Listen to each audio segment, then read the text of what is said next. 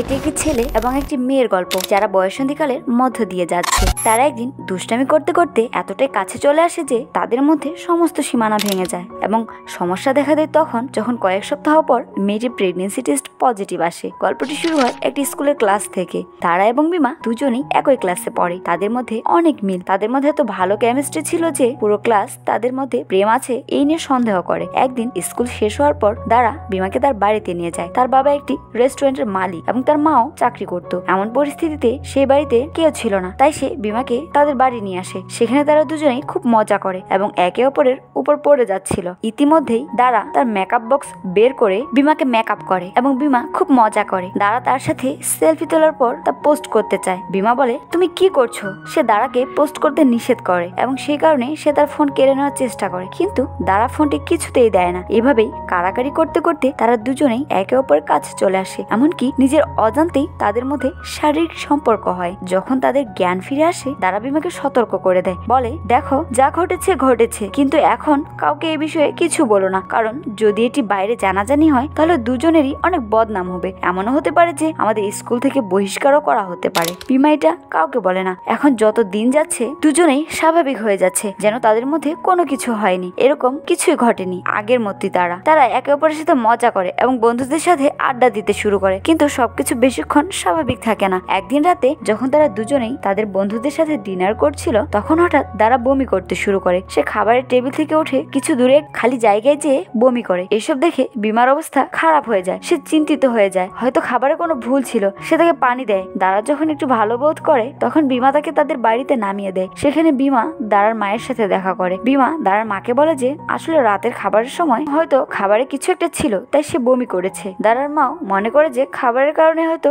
দারার স্বাস্থ্যের অবনতি হয়েছে, কিন্তু বিমার আচরণ এবং তার কথা বলার ধরন দেখে দারার মা কিছু সন্দেহ করে এবং দারার কাছে জিজ্ঞাসা করে যে সে কি বিমাকে ডেট করছে। দারা অকপটে বলে, না, সে শুধুমাত্র আমার বন্ধু। দারা যখন ঘরের ভেতরে আসে তখন সে বিমার কথা মনে করে এবং তার বোনের সাথে অদ্ভুত আচরণ করতে থাকে। তারপর দারার মনে পড়ে যে এই মাসে তার পিরিয়ড হয়নি। সে চিন্তিত হয়ে পড়ে, কেন পিরিয়ড হয়নি, এবং সে গর্ভবতী কিনা সন্দেহ করে এবং এই কথা ভেবে সে ঘাবড়ে যায়। তার অবস্থা আরো খারাপ হয়ে যায়। তারপর তার সন্দেহ দূর করার জন্য সে একটি প্রেগনেন্সি টেস্ট করে। সে বাথরুমে যায় এবং পরীক্ষা করে পজিটিভ আসে। এর মানে হলো সে মা হতে চলেছে। এখান থেকে গল্পটা একটি নতুন মোড় নেয়। দারা মাত্র 16 বছর বয়সী। সে এখনো তার পড়াশোনা শেষ করেনি। তাকে তার ভবিষ্যৎ গড়তে হবে। এই ভেবে সে আফসোস করে যে আমরা সেদিন একসাথে থেকে অনেক বড় ভুল করেছি। সেই সন্ধ্যায় যখন সে বিমার সাথে দেখা করে তখন সে তাকে বলে যে আমি গর্ভবতী। এই কথা শুনেই বিমা ভীষণ ধাক্কা খায়। সে কখনো একথা ভাবেইনি। সে বুঝতে পারছে না কি করবে। দুজনেরই বয়স 16 বছর এবং ইতিমধ্যে তাদের সন্তান। সে কোনো উপায় খুঁজে পায় না। সে দারার সাথে নিজেকে বিচ্ছিন্ন করতে শুরু করে। তার সাথে দেখা করা বন্ধ করে দেয়। স্কুলেও সে তাকে এড়িয়ে চলে। এমন নয় যে সে শুধু দারার সাথে দেখা করছে না, বরং সে চুপচাপ থাকতে শুরু করেছে এবং বাড়ির সকলের থেকে বিচ্ছিন্ন হয়ে পড়েছে। অনেক সময় সে কোনো কারণ ছাড়াই কাঁদতে শুরু করে। এটা দেখে তার মা অনেক অবাক হয়ে যায়। সে সন্দেহ করে যে তার ছেলে মাদক সেবন করছে না তো। সে তার সন্তানের জন্য চিন্তিত হয় এবং অবশেষে সে তাকে জিজ্ঞাসা করে, তোমার কি হয়েছে? তোমার কি মন ভেঙেছে? উত্তর দেওয়ার পরিবর্তে বিমা কাঁদতে থাকে। এখন বিমার বাবা সব জানার চেষ্টা করে। সে তার ঘরে গিয়ে আদর করে জিজ্ঞাসা করে তার ছেলের কি হয়েছে। বিমা তার বাবাকে মিথ্যা বলে না। সে তার আর দারার মধ্যে ঘটে যাওয়া সব গল্প তার বাবাকে বলে। তার মনে হয় হয়তো তার বাবা এসব শুনে তাকে অনেক গালি দিবে, কিন্তু সে এমন কিছু করে না। সে বিমার কাঁধে হাত রেখে সান্ত্বনা দেয় এবং তারপর তার ছেলেকে বোঝায় যে দারাকে এভাবে এড়িয়ে তুমি ঠিক করনি। ওর নিশ্চয়ই কষ্ট হচ্ছে। এখনই একটা কাজ করো, যাও দারার কাছে যাও আর ক্ষমা চাও। বিমা তার কথায় রাজি হয় এবং সাথে সাথে একটি স্কুটি নিয়ে দারার বাড়িতে পৌঁছে যায়। সে সেখানে দারার সাথে দেখা করে এবং তার কাছে ক্ষমা চায় এবং তাকে গর্ভপাত করতে বলে। সে বলে, দেখো এটা আমাদের সবার জন্য ভালো হবে। বিমার কিছু বলার আগেই দারা গেট বন্ধ করে চলে যায়। পরের দিন বিমা তার এলাকার বাইরে কিছু ছেলের সাথে বসে থাকার সময় হঠাৎ কয়েকজনকে জিজ্ঞাসা করে গর্ভপাত ক্লিনিকের ঠিকানা। তখন তার দুই বন্ধু তার দিকে বাঁকা চোখে তাকায়, বলে, ভাই কি হয়েছে, কোনো সমস্যা কি? কিন্তু সে ব্যাপারটা নিয়ন্ত্রণ করে বলে, না না, আমাকে একটা স্কুলে প্রজেক্ট করতে হবে, যার জন্য আমার সেখানকার ঠিকানা দরকার। পরের দিন বিমা দারার সাথে দেখা করে এবং তাকে বোঝানোর পর সে তাকে তার সাথে অ্যাবর্শনের ক্লিনিকে নিয়ে আসে। কিন্তু সেখানকার পরিবেশ দেখে দারা কিছুক্ষণের জন্য সেখানে দাঁড়াতে পারে না। বিমা তৎক্ষণাৎ তার পিছনে দৌড়ে যায়। যখন সে ফিরে যায় তখন সে তাকে স্পষ্টভাবে অস্বীকৃতি জানায় যে দেখো আমাদের এই বাচ্চাটি ফেলে দেওয়া উচিত নয়। এবং যখন বিমা তার উপর চাপ দেওয়ার চেষ্টা করে তখন তখন তারা বিমার হাত তার পেটে রাখে এবং বলে অনুভব করো, পেটে নাড়াচাড়া হচ্ছে। এতে বিমাও বাচ্চাটির প্রতি মায়া অনুভব করে। তাই তারা দুজনেই সিদ্ধান্ত নেয় যে তারা বাচ্চাটিকে হত্যা করবে না এবং এর সাথে তারা দুজনেই সিদ্ধান্ত নেয় যে স্নাতক শেষ না হওয়া পর্যন্ত এটি গোপন রাখবে। কিন্তু এখন প্রশ্ন ওঠে যে কয়েকদিন পর দাঁড়ার পেট যখন বড় হতে শুরু করবে, মানে তারা এই প্রেগনেন্সি গোপন রাখতে পারবে কিভাবে? এর জন্য বিমা একটা দারুণ আইডিয়া বের করে। সে বাজার থেকে দাঁড়ার জন্য একটা লম্বা কোট কেনে। তারা দুজনেই নিশ্চিত হয় যে এখন থেকে কেউ দাঁড়ার গর্ভবতী হওয়ার কথা জানতে পারবে না। এদিকে বিমা দাঁড়াকে জিজ্ঞাসা করে যে শোনো, যদি পরিবারের সদস্যরা এই প্রেগনেন্সির কথা জানতে পারে? দাঁড়া আত্মবিশ্বাসের সাথে বলে, আরে আমার পরিবারের সদস্যরা খুব ভালো, তারা আমাকে ক্ষমা করে দেবে। এখন তারা দুজনেই তাদের স্বপ্ন এবং ভবিষ্যৎ পরিকল্পনা নিয়ে কথা বলতে শুরু করে। বিমা এখনো স্পষ্ট নয়, কিন্তু দাঁড়ার স্বপ্ন অনেক বড়। সে খুশি হয়ে বলে যে সে আরো পড়াশোনা করার জন্য কোরিয়া বিশ্ববিদ্যালয়ে যেতে চায়। তারপর বিমা বলে যে আরে চিন্তা করো না, আমি আছি, আমি তোমার স্বপ্ন পূরণ করব। কিন্তু দাঁড়ার প্রেগনেন্সি গোপন রাখার তার সমস্ত পরিকল্পনা পরের দিনই ব্যর্থ হয়। আসলে পরের দিন দাঁড়া স্কুলের মাঠে বসে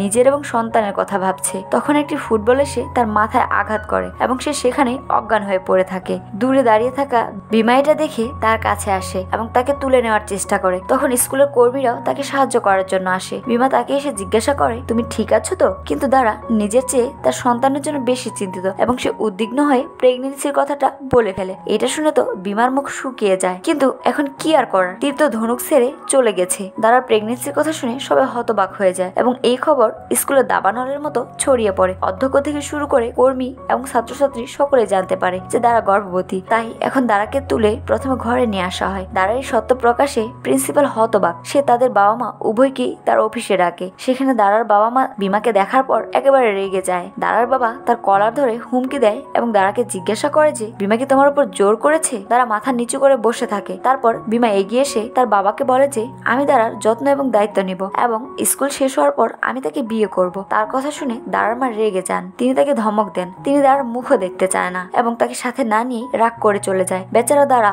এখন তার থাকার কোনো জায়গা নেই, তাই সে তার সাথে বিমার বাড়িতে যায়। বিমার বাড়িটা খুব সরু একটা জায়গা। সে যে এলাকায় থাকে সেখানে বেশিরভাগ দরিদ্র পরিবার বাস করে এবং বিমার পরিবারের আর্থিক অবস্থাও ভালো নয় এবং দাঁড়া ছোটবেলা থেকে এমন পরিবেশ দেখেনি। সে খুব ধনী পরিবারে বেড়ে উঠেছে, তাই সেখানে সে একটু অস্বস্তি বোধ করে। রাতে বিমার পরিবারে তাদের দুজনকে নিয়ে কোনো আলোচনা হয় না। তারা দুজনেই খাবার খেয়ে ঘুমিয়ে পড়ে। পরের দিন সকালে বিমা দাঁড়াকে নিয়ে ডাক্তারের কাছে যায়। সেখানে ডাক্তার তাকে কিশোরী অবস্থায় গর্ভবতী হওয়ার ঝুঁকি সম্পর্কে বলে এবং দুজনকে আলাদা ঘুমানোর পরামর্শ দেন। আসলে এখন যে কোনো ধরনের অসাবধানতা দাঁড়ার গর্ভাবস্থায় জটিলতা আরো বাড়িয়ে দিতে পারে। অন্যদিকে দাঁড়ার বাবা মা তাকে ছাড়া সম্পূর্ণ অস্থির ছিল। তারা কখনো দাঁড়াকে এভাবে একা ছাড়েনি। তারা তাকে খুব মিস করছিল। অবশেষে তারা বিমার বাড়িতে পৌঁছে দাঁড়াকে সাথে করে নিয়ে আসে। তখন আসার পথে যখন দাঁড়ার মায়ের চোখ গাড়ির পেছনে ছিটে বসা দাঁড়ার উপর পড়ে, তখন সে বুঝতে পারে যে দাঁড়া এখনো শিশু। তাই সে দাঁড়ার জন্য আরো চিন্তিত হয়ে পড়ে।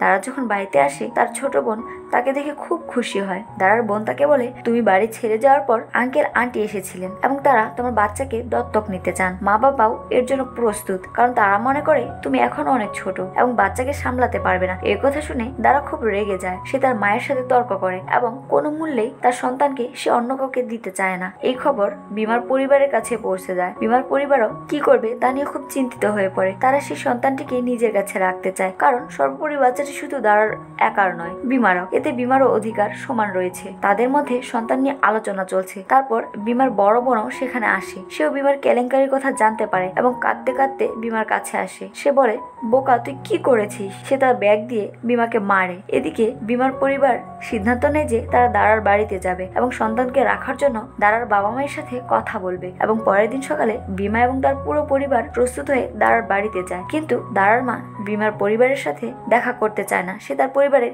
চেহারাও দেখতে চায় না। সে তাদের এড়াতে দ্রুত বাড়ি থেকে চলে যেতে চায়, কিন্তু দাঁড়ার জোরাজুরিতে তাকে দেখা করতে হয়।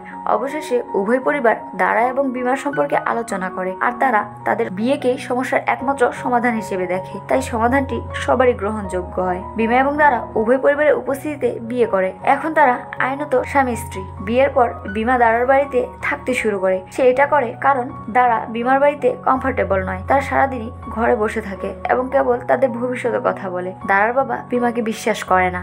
সে ভয় পায় যে রাতে বিমা দারার কাছে যাওয়ার চেষ্টা করবে, তাই সে তাকে নিচ তলায় ঘুমাতে বলে। এখন যত দিন যাচ্ছে দারার বিশ্রামের প্রয়োজন এবং সে স্কুলে না গিয়ে বাড়িতে থাকার সিদ্ধান্ত নেয়। তাই বিমাকে একাই স্কুলে যেতে হয়। ইতিমধ্যে বিমা দারার বাবার রেস্টুরেন্টে কাজ শুরু করে টাকা রোজগারের জন্য, কিন্তু যে পরিমাণ টাকা রোজগার করে তা তার জন্য যথেষ্ট ছিল না। তাই সে এদিক ওদিক কাজ করতে শুরু করে। একদিন এই কথা দারা জানতে পারে যে বিমা স্কুলে কম যায়। দারা যখন বিমাকে জিজ্ঞাসা করে তখন সে স্পষ্টভাবে তাকে বলে যে পড়াশোনার চেয়ে অর্থ উপার্জন করা বেশি গুরুত্বপূর্ণ। টাকা রোজগারের পর আমাকে একটা বড় বাড়ি কিনতে হবে। আর এই বিষয়টা নিয়ে দুজনের মধ্যে ঝগড়া হয়, কারণ তাদের দুজনের চিন্তা ভাবনা একেবারে আলাদা। যেখানে দারা তার পড়াশোনার ব্যাপারে এতটা সিরিয়াস, সেখানে বিমা কিছু টাকা রোজগারের জন্য স্কুল ছেড়ে দিচ্ছে। এতে দারা খুব হতাশ হয়ে পড়ে। সে তার মায়ের কাছে যায়। সে এখন বিমার উপর হতাশ।